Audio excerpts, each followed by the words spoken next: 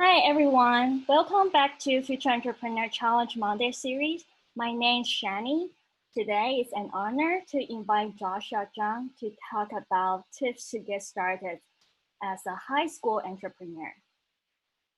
Before we start our session today, let me quickly introduce our company. Sorry, give me a second.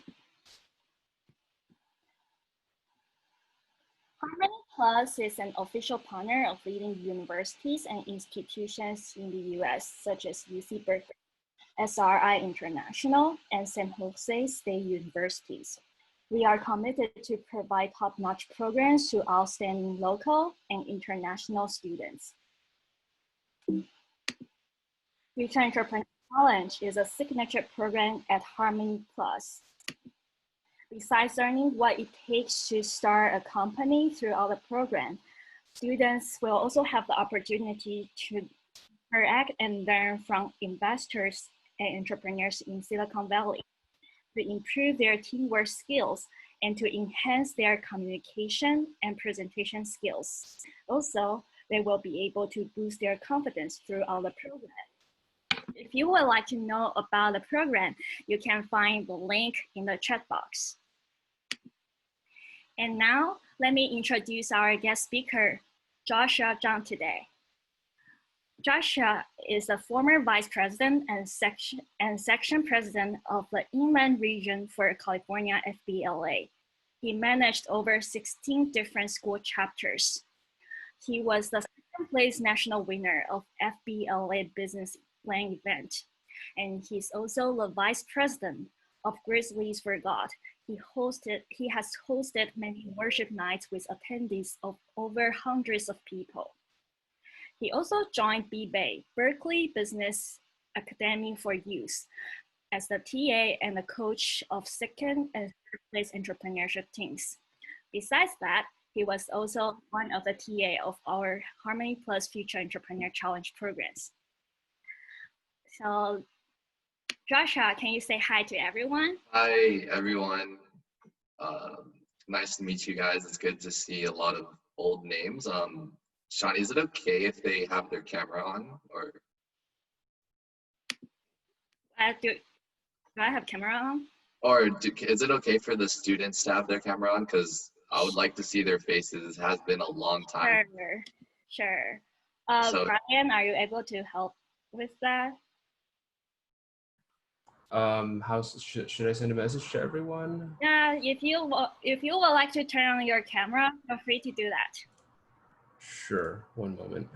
For all the FBLA students at OSOS, it would mean a lot to me if you guys could, so I could see your face again. That's been awesome. a long time. Meet some old friends here. That's great. Oh, yeah. I see you, Annie. Oh, Nicholas Chen, I see you. Hello. David, Amy, hello. Oh, Sahana, hello. Wow. A lot of good faces. Thank you all for joining our webinar today. So, as many of you have already known Joshua, many of them are new here and would like to know more about you. So, as we mentioned, Joshua actually won many business competitions. Can you tell us about your business idea that helped you won the business competition? Yeah, of course. So for all of the people that are not in FBLA or weren't part of Los Osos FBLA, which is the school that I went to, FBLA is basically an organization called Future Business Leaders of America. And for a majority of my high school career, this was an organization that I participated in. And one of the things that is a part of this organization is a thing called competitions, right? And in these competitions, you can learn a lot of different things about the business world, whether you're interested in entrepreneurship, whether you're interested in different other areas like sports, entertainment, or even if you want to manage your own like doctor's office one day. There's a lot of different things that you can learn from these competitions. And one of the events that I did was called Business Plan. And basically Business Plan was an event where we have to create our own business and have what is called a business plan, or like your entire layout of what your business is gonna be. So for our business idea, we created a traveling or business called Traveler. Basically, I don't know if all of you are Chinese, but if you are, you might have been on these like tour groups together. When I was little, I always used to go on these like tour groups with a bunch of other Chinese people. And then we would like travel to like Las Vegas together, and like the bus would bring us all to the hotel. But one of the main issues that I thought of like this type of travel is that it's not free. It's not very freeing, because you have to align with a certain schedule, you have to align with certain food, and while everything is planned out for you, I think the purpose of travel is to be able to see things on your own and to do things on your own time. So the application that we created was a solution to this problem, in that we wanted to create a business that allowed you to travel by your own pace and by your own needs. So if you guys know the application Uber, it's basically it's not a business to consumer, it's a peer-to-peer business, which means that it connects like taxi drivers or drivers with people who need rides to certain locations. So in the same idea, we created an application, or thought of an application, that was connecting tour guides to travelers. Because we thought that as long as you're able to, like, the main purpose of travel is to learn different cultures, is to learn about a certain place. And a lot of these places, you need tour guides, right? So one of the biggest pluses about the Chinese, like, traveling, like, tour group that I talked to you about was that they have these tour guides with you. But for our application, we would hire tour guides to act as like our Uber taxi drivers. And if you're a traveler, you can tour a place. So let's say, for instance, you are a traveler in LA and you want to tour the, let's say, the Getty Museum, or you can travel in Hollywood. You could book a tour with us, and there would be a tour guide at your destination. And basically this was our like business idea that helped us like get second place in nationals, which is like the entire United States for FBLA.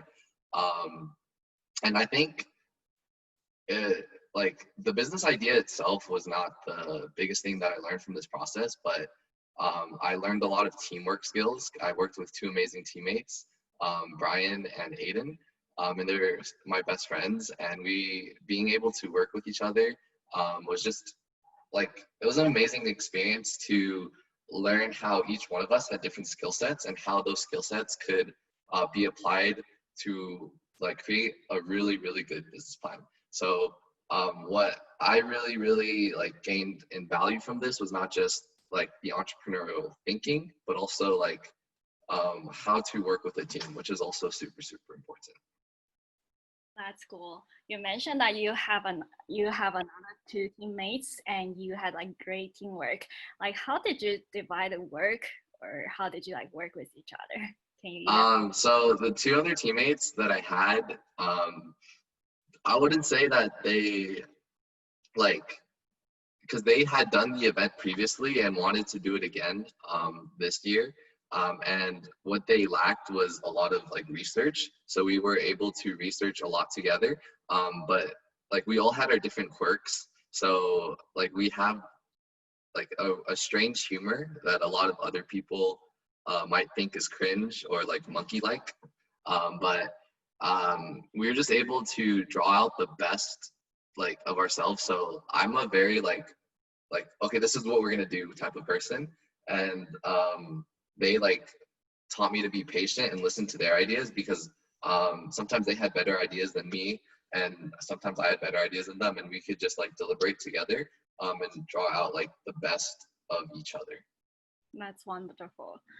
And I know that you, with this business plan, you joined B-Bay and also joined FBLA event. Can you tell us a little bit more about like how was your business plan evolved during this process? So when you create a business plan, the entire purpose of creating a business plan is to actually execute on that business and become an entrepreneur yourself, because you put a lot of time, you put a lot of effort into doing a lot of the research. And I think like we poured months of our lives into this business plan, but we haven't done the execution part. So like a lot of the things that like we are running into that are difficulties is that we have no idea like how to code an application, because this would be most likely an application similar to Uber, in which you have to like maintain an app that like thousands of users can use, right? So like creating an actual business out of our idea, like we would need to find someone who can code or like be able to code ourselves. So that is like the hardest obstacle we're facing right now. So unfortunately, we haven't executed on our original idea. I see. Yeah, no worries. I hope that you can continue this business idea. And if anyone here know how to code, you can always feel free to reach out to Joshua and to join his team. And except for those entrepreneurship activities, I know that you have also participated in many other extracurricular activities during your high school. Can you share with us? So the second biggest organization that I was a part of on campus was called Grizzlies for God. It was like a religious organization because I'm a Christian, and for me, like my faith is like a large part of who I am. So like this organization I did with my friends as well. And basically we wanted to like help a lot of other people experience what we've experienced with Christianity. So we hosted a lot of worship nights, which is like, we had our own band, we contacted pastors from local churches to speak. And it was just like a youth night or like a fellowship per se, in which like people from all over the Inland Empire came to like just listen together. So I think this was actually a really big part of like learning how to be an entrepreneur as well, because it taught me how to like contact like adults, but also how to reach out to certain like students, because like religion is something that is very, very hard for people to, I guess, like it's either you are like against it or like you don't know anything about it, because it can be scary sometimes. So like it helped me to try to show others just how amazing like God is. And in the same way, like there are products that people don't know or people like don't want to buy, and it's just like how do you persuade them to at least like give it a try. So I think that was one of the biggest extracurricular activities that I participated in. And another one that I did, which was like a summer camp, was like a Marine military camp. Before entering high school, I actually, it's like a Marine program. So I don't know if you guys know like how difficult the Marines are. But basically for a month, I was without a phone. They shave you bald, and basically like you're stuck in Texas in the middle of the summer, and all you do is like work out, you learn how to march together, you do different physical activities, you like rappel off of a wall, you wake up at 5 o'clock every morning, go to sleep at 9 o'clock, and like the experience was really, really cool, because I got to like not only see how important it is to keep your physical fitness and your health, but it built up a lot of discipline that like led my high school career. That's great. Do you think the Marine camp also helped you with your entrepreneurship? Oh, Marines definitely, because when you're in the Marines, like, and you're just what they call like you're a cadet or you're like a private or a soldier, like you have to listen to everything that like the boss tells you to do, right?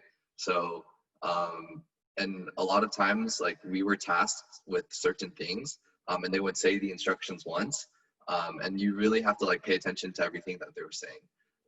But also like with it, like they had a lot of team involved activities, and like it's so hard when you're from like different regions, because also the Marine military like camp, it exposed me to like more diversity, because in California I would say that like we are exposed to a lot of diversity, but it's very, very like liberal, so we're given like a specific perspective. But in Texas, like I don't know if you guys know, but it's very, very conservative over there.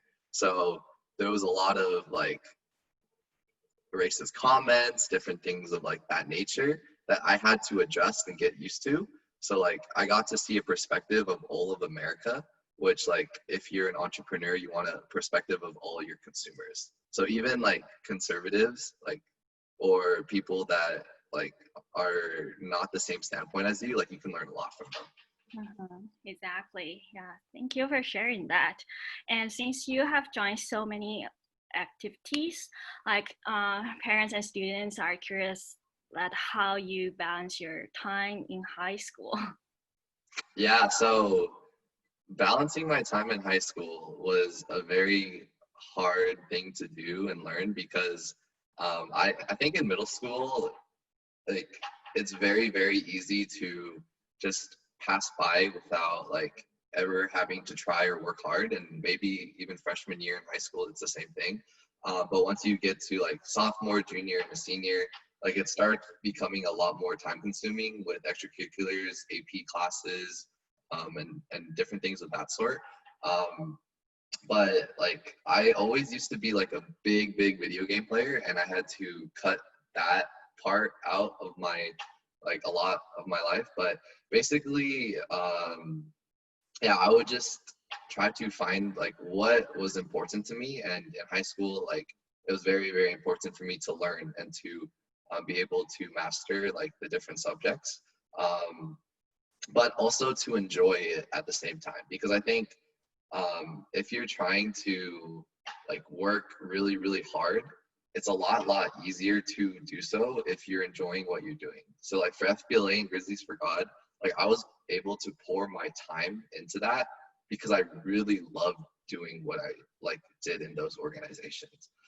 And same for certain subjects. Like I loved American history, I loved US history, I loved a lot of history, and econ and math, like all these subjects, like I really, really enjoyed learning. And because of that, like it was a lot easier to put time and effort into that. And then just recently this summer, I learned about this Eisenhower technique. So I don't know if you guys know about the Eisenhower technique, but it's basically like a way for you guys to like strategize what to do. Because a lot of times, like for me in high school, I would be like, okay, I have this, I have all these things to do. What do I like do first, and how do I do it?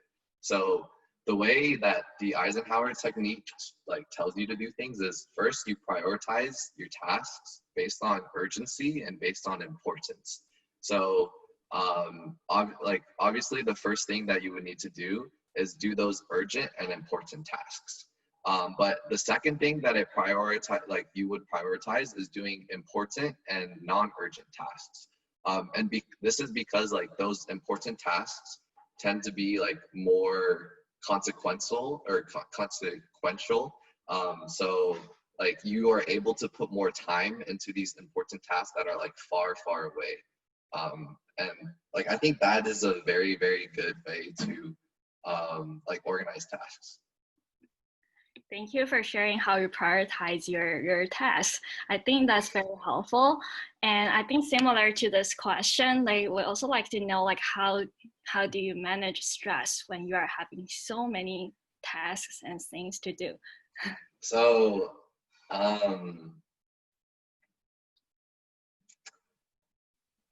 will I be answering like the questions in the chat later, or because I know Ellen has been asking some questions. Right, no worries. We will talk about that later. Okay, we'll talk about that later. We'll get to you later, Ellen. Don't worry about it. So how do I manage stress?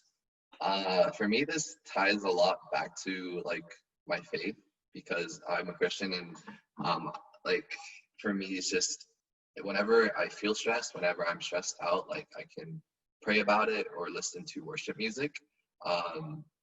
And a big thing for me was also running. I really like running, and doing physical activity helped me like calm down, and just being outside, like where I live, there's a lot of mountains.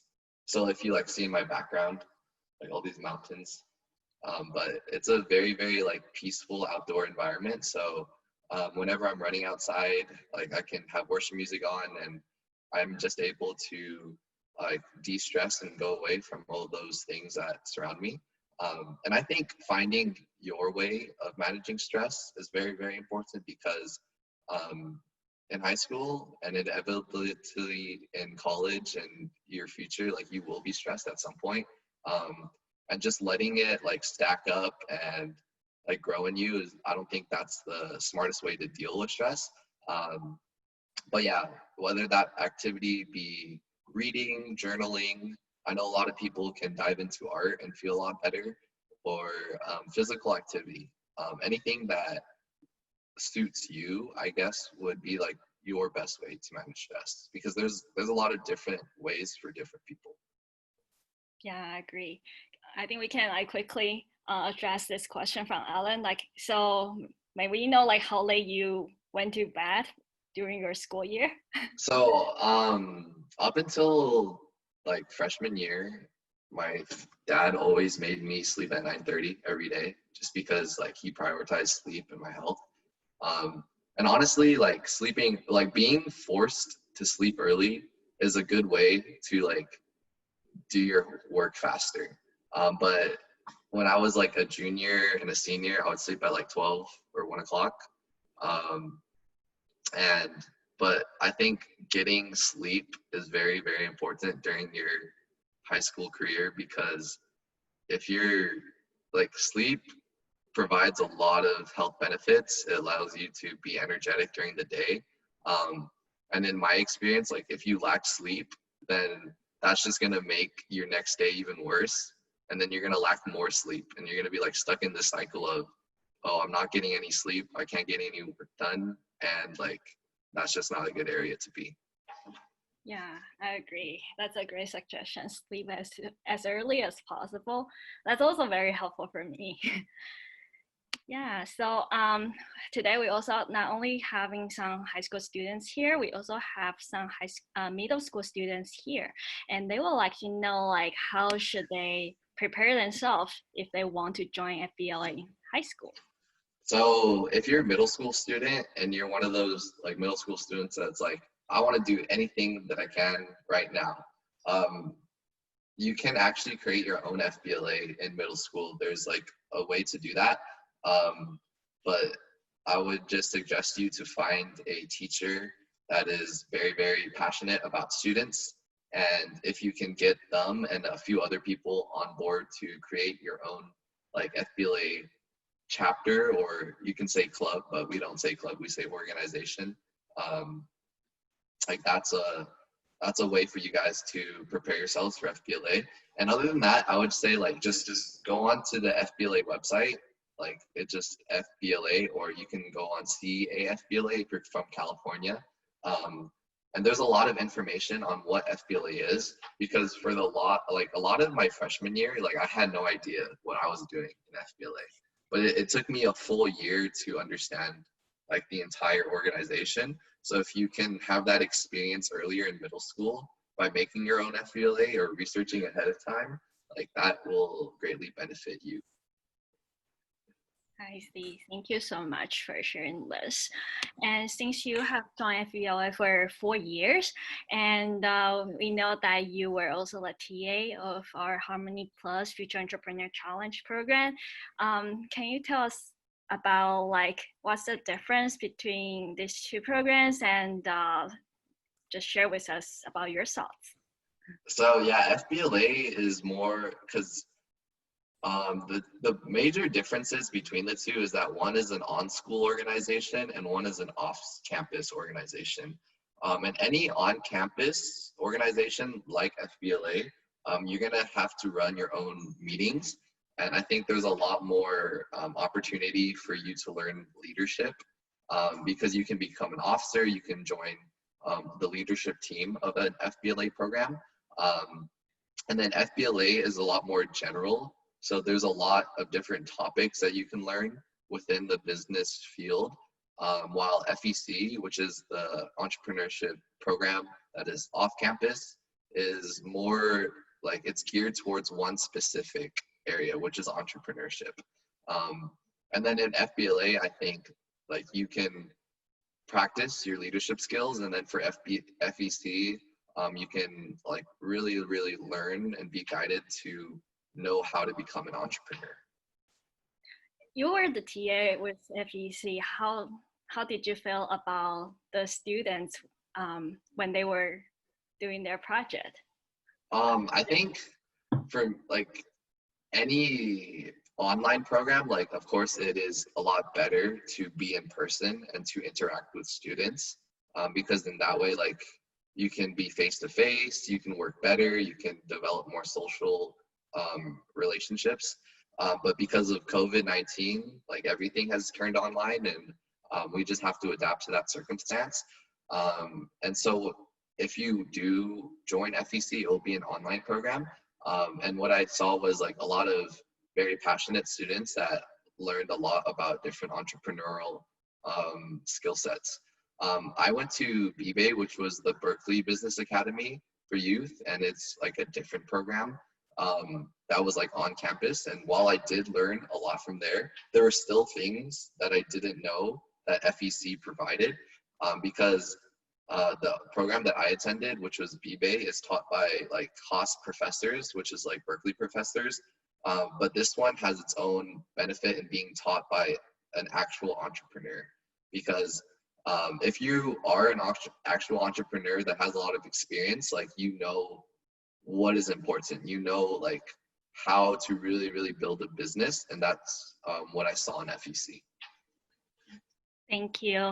So yeah, as Joshua mentioned, that Future Entrepreneur Challenge is an online program that teaches like middle and high school students about the fundamental of business. And we will start our September 2 cohorts, one for middle school students and the other one for high school students. So if you are interested in this program, you can find the link in the chat box. And so Joshua, we have a few more questions for you. Like, so what's your plan for the future for your entrepreneurship? Also for like generally for your college plan. So I thought about this a lot, and I think it's really hard to understand like what you want to do in life, because there's like a lot of different avenues. You have to consider like money, you have to consider a lot of different things. But for me, like I've always been surrounded by like video games. I played video games, I watch video games, and the video game industry is actually becoming one of the biggest industries in the world. And for me, like my dream would be to like lead a esports organization. Because I think that that's just so fun. Like you are able to combine what you are passionate about with like a real job. And like, that's why I love entrepreneurship. Basically, if you have a passion, if you have like, whether it be like science or anything, like you can build a business off of that, right? So for me, it would be like, I don't know if anyone knows that are students, but if they are into video games, like an organization like Cloud9, TSM, like these different organizations, that's like my dream like job, to be a head like management of one of these companies. Cool.